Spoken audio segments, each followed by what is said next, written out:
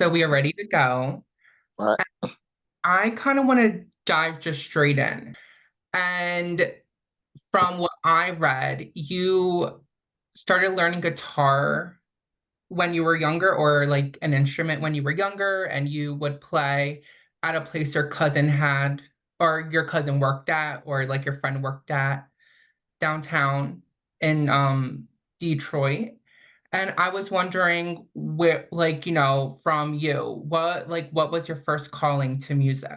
Records, of course, were um, probably the first music things I touched. Mhm. Records, maybe even reel-to-reel tape, because we used to have a little reel-to-reel player, but records mainly. And um, when I would watch the label spin around, when I would listen to music, that caught me, and I still remember that. I i think that is unique that I was so young and really was paying attention to the record labels, and I knew what music I was hearing from the record labels. So something like Papa Was a Rolling Stone from Temptations, which is right around maybe when I was 3 or 4 years old when the record came out. um uh I would watch it, and I knew that it was Papa Was a Rolling Stone. And I remember seeing a label that I thought was the Jackson Five, but it was on a record with a lion's head on it, which was MGM Records.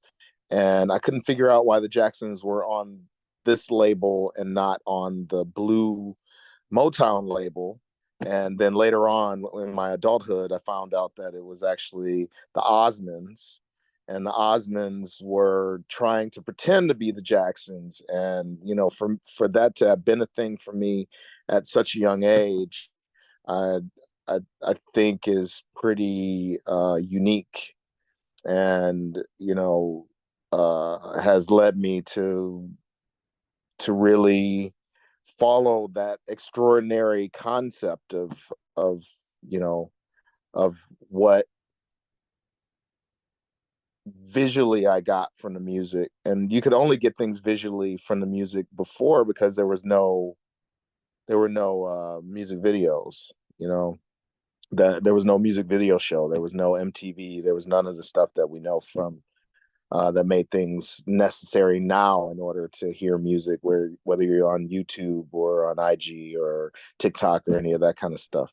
When I saw Michael Jackson dance really for the first time was on Soul Train, when he was doing a robot, and that's when we were all trying to do the robot. So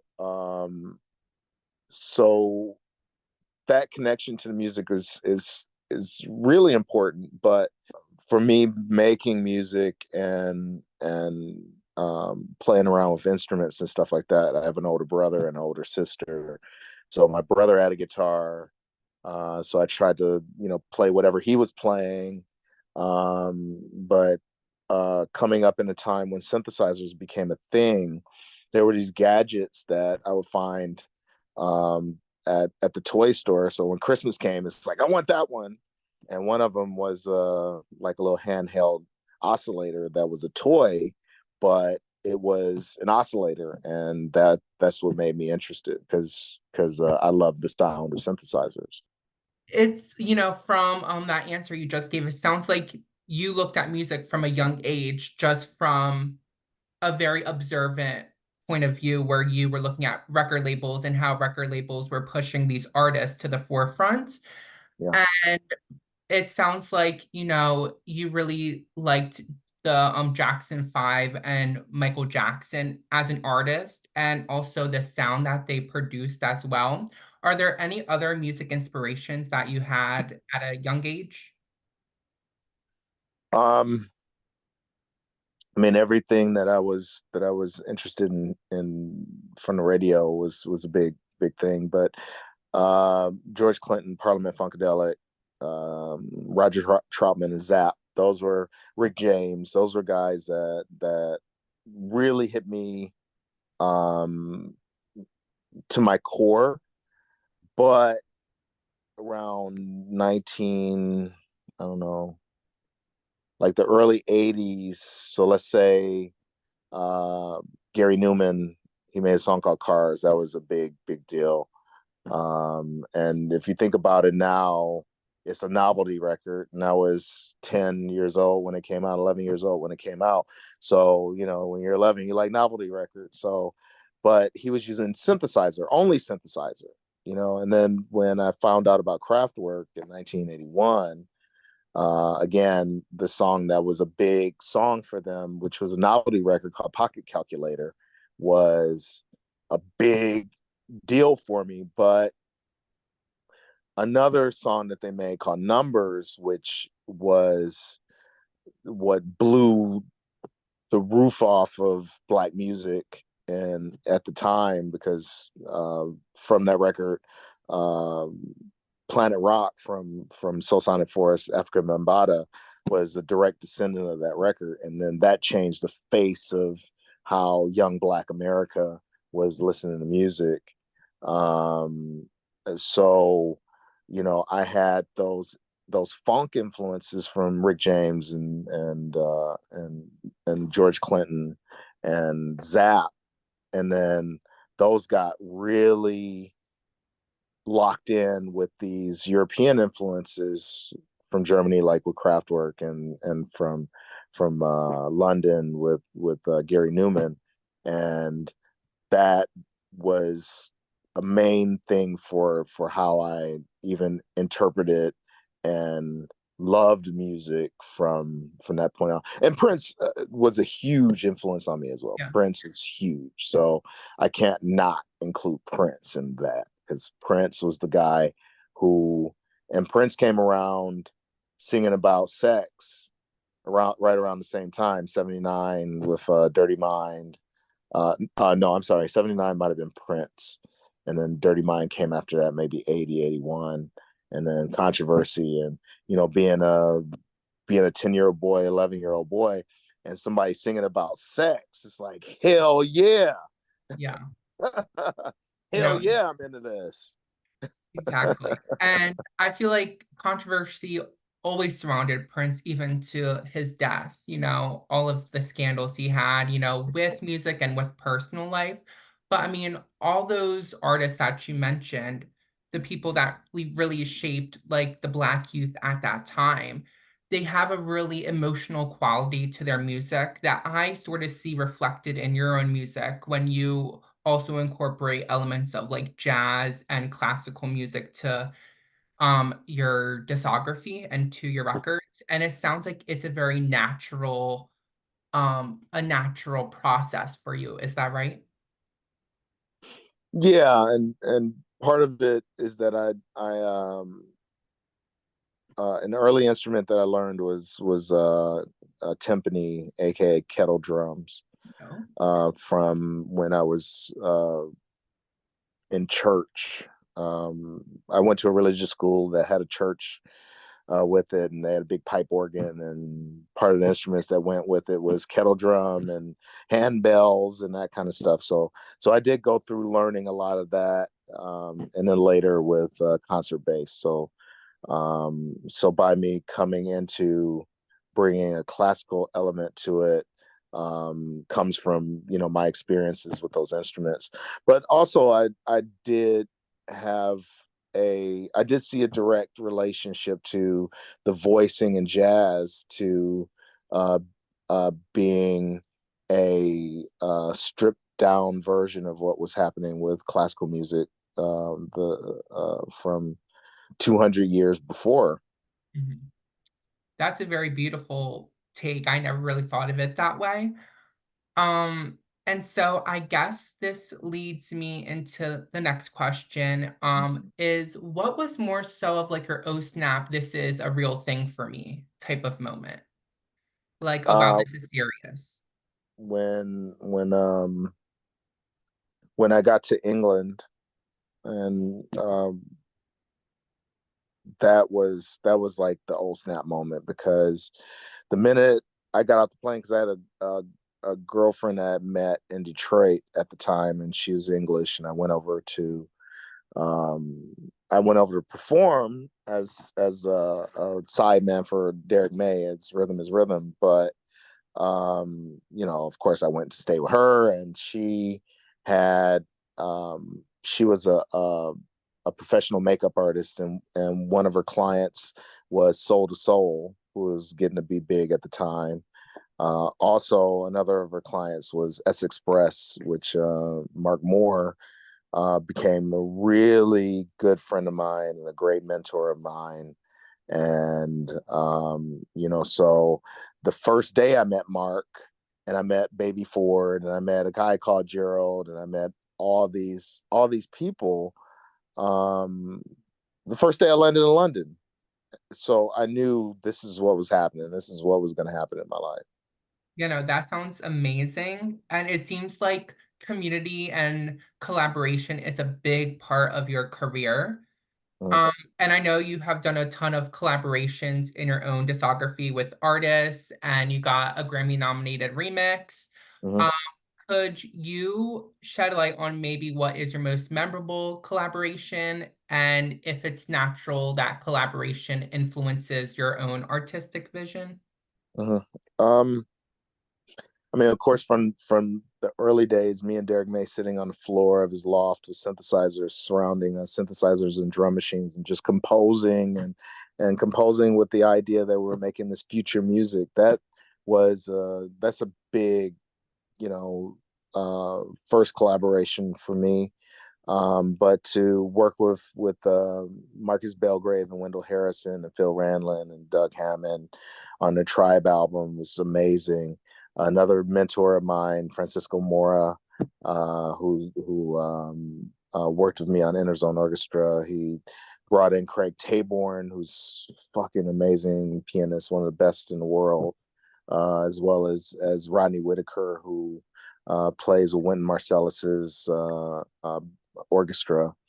Um, so I've had these great experiences. I made a record with Herbie Hancock at one time, a song with Herbie Hancock.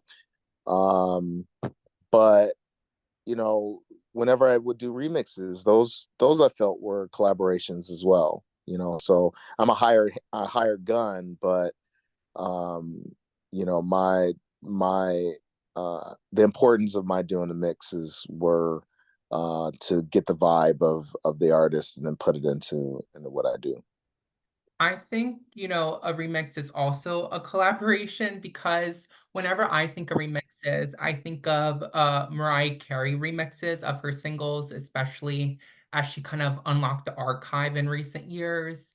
And she's always doing remixes since the 90s during her early parts of her career. But I kind of want to get back to what you mentioned Derek May and you guys sitting on the floor making music for the future. Do you see yourself as a pioneer of Detroit techno? I know a lot of people attribute you to that stance, but do you see yourself as a pioneer of like this new Detroit techno sound? Uh, I'm a disciple, and I think that's important for me is to always know that I'm a disciple. So whether someone calls me, a pioneer or a king or a uh, elevator or whatever. So Juan is the creator, Kevin's the elevator, Derek is the innovator. And that's always gonna be it for me because I'm the disciple. Um, and then also when people get too full of themselves about this stuff, when you start making big sweeping comments, and this is important for anybody that whether you're getting to be famous or you're getting to be the top in your field in your job or whatever the situation is, the minute you start believing the hype, the minute you start thinking that you're a king, people want to take you down. Mm. Is no matter what it is. We're seeing it right now. Whether it's Drake and Kendrick going at each other, or it's just once you think that you're too big, then motherfuckers are gonna start tearing your ass down. Yes, Drake and Kendrick, Taylor Swift, the list goes on and on and on. How do you think Detroit techno has changed from when you began to now? Um, I think the roots of Detroit techno is there. It's been preserved in uh, music from Mad Mike Banks and Underground Resistance, um, from Aux 88, from Octave One. You know, it's been preserved, but there are people like Jeff Mills that have walked into other aspects of it in order to develop other sounds that go with Detroit techno. Um, Detroit techno is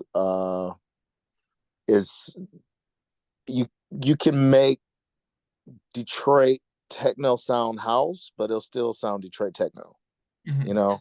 So you can still make house music versions or ideas in Detroit techno. You can do jazz in Detroit techno. You can do classical in Detroit techno. You can do all these things, but what it really comes down to is that there's a very distinctive sound that is what's Detroit techno, and um, uh, the people who are fans of the music and the people who are disciples of the music are the ones that are definitely gonna keep it alive.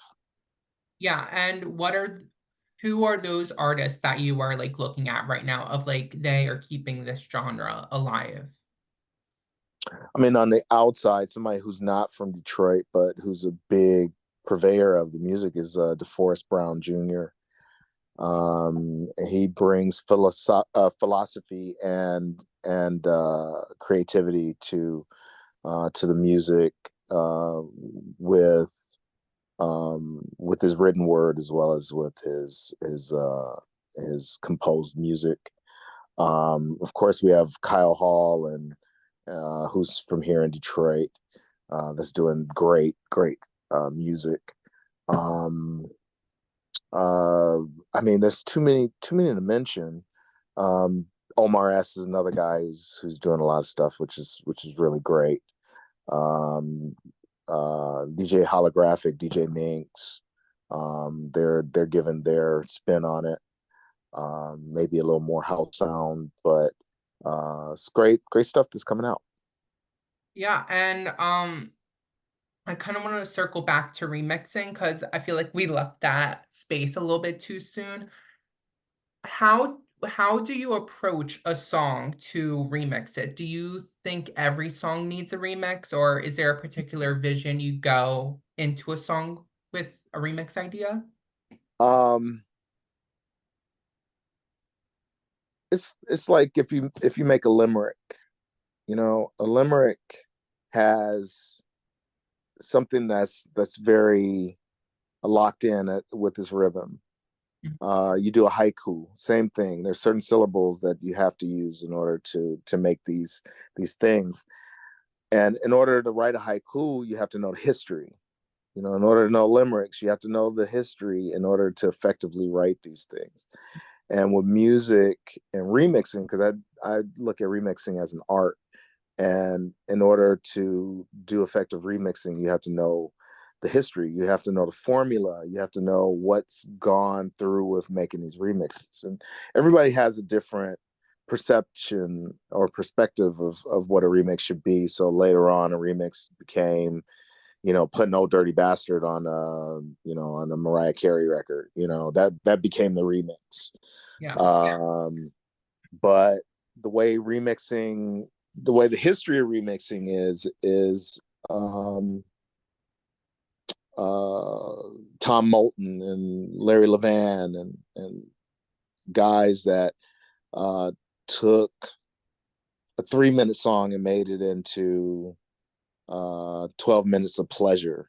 Even looking at "Love to Love You Baby" from Donna Summer and how it was turned from 3 minutes into 15 minutes, in order to for its effect to be on a dance floor. Um, Remixing from those early days was not changing the drums. It wasn't really adding a lot. It was extending and adding effects and adding emotion and adding suspense and adding these things. And then as Larry Levan came in and started adding, more percussion, heavier percussion, or, cutting out certain parts, like taking the guitar out, and just making the groove real hard. We can look at dub reggae as being a huge influence uh, to what the disco remix became. So these are things that I pay attention to, and I've studied, maybe not studied. I haven't gone to Berkeley, or I haven't gone to Juilliard, or I haven't gone to NYU to study these things.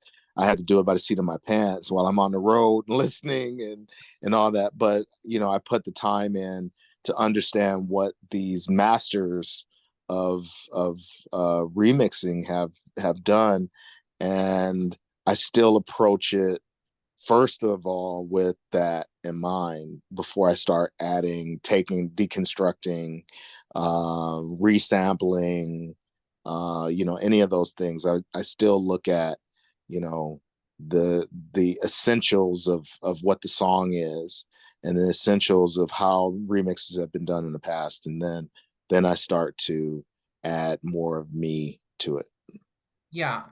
And I love that you brought up Mariah Carey, the fantasy kind of remix.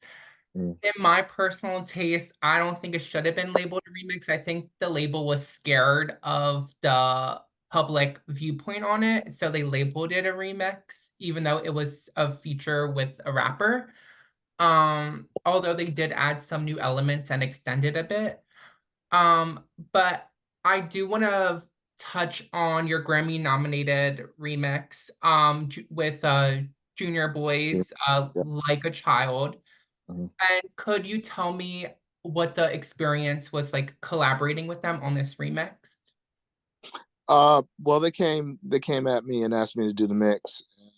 Um, I because it's a vocal song, I wanted to keep enough of their vocals in there, because in the past, some of the remixes that I've done is that I just completely deconstructed it.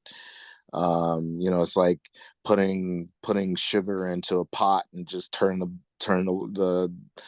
heat up all the way and just letting it melt. So in this situation, deconstructing wasn't to take it down to a syllable. Like MK is very famous for doing remixes where his mixes are, like his big one for shoot, I can't remember what the group is called. Nightcrawlers. Just a Feeling, I think, is the name of the track. That became a big hit, but he only used like a very small amount of their vocal and then redid all the music to it. And that's something that I didn't do with this track. I kept as much of the vocal in it, but I I added the suspense. So the intro of the record is quite long with just the arpeggiated line, and with that arpeggiated line, um, uh, that intro and that arpeggiated line, which became very endearing to DJs like Ricardo Villalobos and guys that were coming from this minimal German uh, music world that were championing that mix. Um, that was great, but when it came to them using a portion of the mix for the Grammy nomination, they only used the beginning. And when you look at that on Apple Music and you only hear like the first 30 seconds and it's only an arpeggiated line, it's like, what the hell is this crap? So I think that even though I got nominated for the Yahoos at home that are the Academy voters, they didn't even understand what the hell that was. Yeah. so so I had no chance when I saw that on Apple Music. I knew I didn't have a chance. There was no winning. And also, in recent years, a lot of the Grammy scandals have been coming to light about like the board and how the board also has certain prejudice against certain artists and won't vote for them, which has always been a thing, honestly. Um, so I kind of want to talk about, how do you stay inspired and how do you know when to push boundaries? So Um, Inspiration is something that I think every creative has is going to have a problem with. When when uh, when I was a kid, um, the blank sheet of paper was the enemy to any writer. You know, I think they even touched on that in that movie with Kathy Bates. What's it called? Misery, where she kidnaps the writer and brings him back into health, but forces him to write a new novel, and he can't write. He's always, it's always that thing that a journalist, you know, they'll type the first three words and can't get past it, and then they just throw the paper away and they type it over again. And it's always that thing. So that happens with music as well. It happens where you can look at the computer screen with Ableton on it, and you have all these options, and then none of the options really work. It's just like, I'm sick of this one. It's like, because you're dealing with 12 tones, you're dealing with 12 notes, and especially if you're not trained to. I think the only people that can write constantly are people that are trained to do commercials. So those people who do commercials for Ford or for IBM or Microsoft, any of that kind of stuff. They're writing like if they were writing at the Brill Building, in the 50s and 60s, writing show tunes, singing and dancing and all that kind of stuff. For electronic music, it's different. So I'm always looking for inspiration um, from, my travels, but I'm looking for inspiration from what I could find with frequency. So frequency is a big thing for me. Feeling low end, and how I interpret the high end, how any of this stuff happens. It becomes an influence to me. And sometimes I find that the biggest influence is a time crunch, you yes. know? So like if I know I got 2 months to do something, I don't get anything done until the day before, Mm. and that goes back, of course, to when I was doing science projects in school, in grade school, or, trying to write an essay or whatever. You got the time, so you just jerk off the time until until until it comes, that time crunch comes, and then it's like, okay, you're finding all that inspiration, and inspiration is happening. And that's what happens with DJing too, because DJing, you're finding the inspiration. It's like, okay, well, does this record work? It doesn't work. I better find another record that's going to work, or everybody's going to leave the dance floor, or, whatever. Yeah, I find also it's best for me when I work on a time crunch as well, because then like you're locked in at that point. Sure. And also, I also work when like there's no inspiration because I am a journalist, but then it's like I try and find the inspiration through writing in a way, if that makes sense. Like I try to find something I stick with when I write and then just go from there. Sure. Which is Sure. so hard. And And for what you're doing as a journalist versus if you're a novelist, then you're going to have another thing, because at least, like, a time crunch on this piece, you have material that we're going through. But if you're making a novel from your imagination, it's just coming out of thin air. So, yeah. what do you do? Yeah, funny enough that you mentioned that. I was an English major, like a creative writing English major during college. So I would have to write like short stories, longer form stories on a dime every single class. Right. And then my professor was I think you're better as a journalist because inspiration's hard to find and Yeah. stick with over time. And I want to touch on your own record label that you have for yourself, Planet E Communications. Yep. What are the pros and cons of having your own record label? Um, the cons is you got to pay taxes. The pro is that it's um I have control to do what I want to do. So I'm not I don't have A&R that's outside of me. So it's my idea is this independence. Having any business for yourself is independence. But you got to pay the price for independence, and paying the price is, you know, all the bullshit, whether it's the income tax or it's the insurances in order to, the day-to-day bullshit insurances of slip and fall, or Yeah, or with employees, with having to tell employees to direct them to do the things that you want them to do. And then again, now with so much craziness, this wild west that keeps getting wilder with social media, of people making, accusations. You yell at an employee these days, and they want to get online and start trying to destroy you. yeah, So that's these are the costs of doing business, which in many cases can be unfortunate.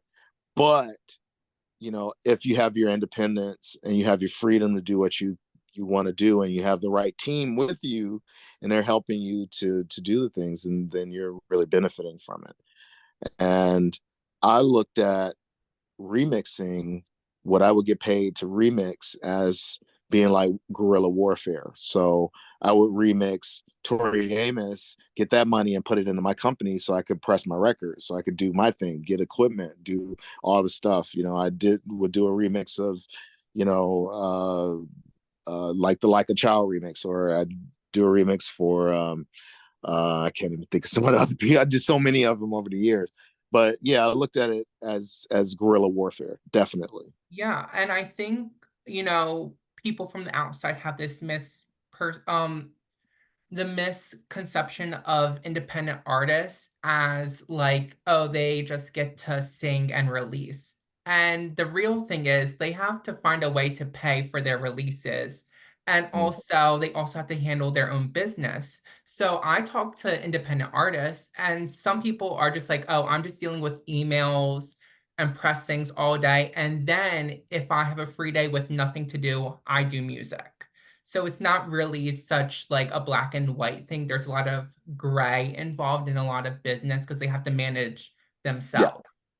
And also with record labels, I think a lot of people don't know that record labels always say no to artist projects and kind of nail artists into a genre or into a musical style that does not um Yeah, fit it their it vision. depends. So, somebody like, say, Megan Thee Stallion or something, that looks like she's really flourishing at what she's doing.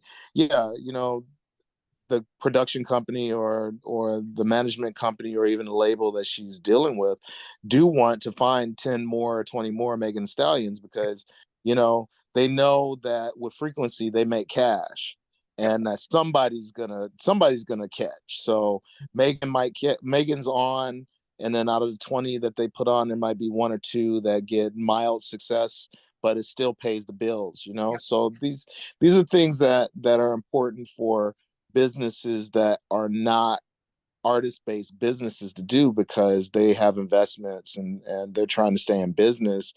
uh but with artists, we're trying to stay in business for our creative survival, for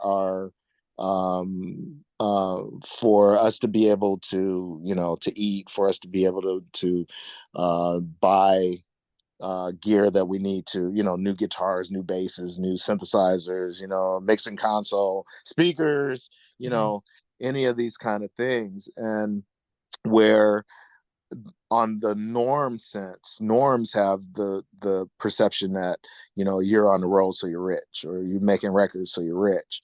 And Mhm. they don't know all of the other intricacies that come in. Even with somebody like Megan Thee Stallion is probably functioning on borrowed money. She's functioning on advances. So they'll give her $300,000 advance, which she's got a, like they have 360 deals these days. So okay, well Megan, I would doubt it's 300,000. Let's say it's more like, they give her $2 million or whatever, and that 360 she has to pay back not only her recording fees, but costume fees, video fees, when she goes on tour, when she does all these things. It's major labels are banks. They're investment companies and they're banks, and they've been banks for a long time. And of course, the norm is going to say, "Oh yeah, you're rich." So did you ever see that Wu Tang series on Hulu? Yes, I have. Okay, so there's that one part, and this is so true. This is on the real. This is maybe the realest shit that I've seen. Is that you know, uh, the big Debo character that's in jail, Mhm. and he gets out of jail, and old dirty bastards bragging about the RZA getting this advance for $30,000, and he's like, okay. So the Debo character goes, breaks into the house looking for the money, and takes all his equipment, and is like, give me $30,000. Or you'll get your equipment back if you give me the $30,000. It's like, man, $30,000, that shit got spent up. Yeah, It got spent on studio. It got spent on this stupid ass video. It got spent on nothing. I don't have $30,000. What the fuck is this? So yeah, this is how people come into this mentality, this Debo mentality. Like, yeah, you got it, so I want it. You know. yeah. And also, when I don't think people, normal people realize artists go on tour to actually make money. That's where potentially the bulk of the money sits at, is when they go on tour, and some artists get that money in return and some don't. When Lady Gaga was doing her Monster Ball tour, she said on a radio show that she was broke doing it because she put so Mhm. much money into her stage equipment, and she was about to like be, or she wasn't negative, and she was going to put a stop to her tour until Live Nation finally uh endorsed her, kind of like Yeah. represented her. And Hmm. so that's the real thing about touring. It's either you win or you fail drastically. So Sure. uh I kind of want to wrap this up because I don't want to take up too much of your time. But so looking back on your career so far, from the 1980s to now, what are some of your proudest moments that you will cherish? And then also, what are you looking forward to in the future of your career? Proudest moments are that I'm still here representing my people, you know. Until I die, I'm gonna be representing Derek May, Kevin Saunderson, Juan Atkins, Detroit Techno. That's it. Um, I'm fortunate to be able to be in this career for as long as I have, and I hope that my goal for dying is how I thought Michael Jackson should have died, in a spin on stage and turn into a bag of sand. That's how I feel that Michael Jackson should have gone. So if I'm not gonna die on stage, then I'll probably go my hearing and go first. So, but we got dreams, and I should go out spectacularly, not And, just not just a lame lying in the bed or something. and what do you hope for like the future of your career? Like any releases you still want to release, any projects that you're looking forward to? Yeah, I'm still looking for inspiration. I'm still searching for inspiration and for the right inspiration. Leonard Cohen. I'm not a big fan of Leonard Cohen, but I saw him live with the older friend that really said, "Hey, you got to go see this guy." And I liked how he was in his career, that he he did something that was really measured, and it didn't feel like he had to dance across the stage. It didn't feel like he had to do, you know, like you look at Mary J. Blige, as she goes through her career, she still got to do these dance moves and stuff.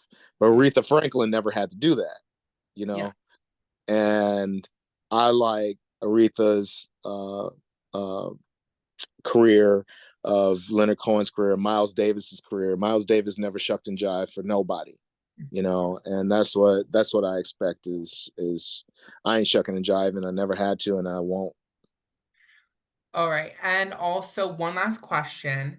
For what is one piece of advice you would give to music enthusiasts that want to pursue music full time and or get in Detroit techno?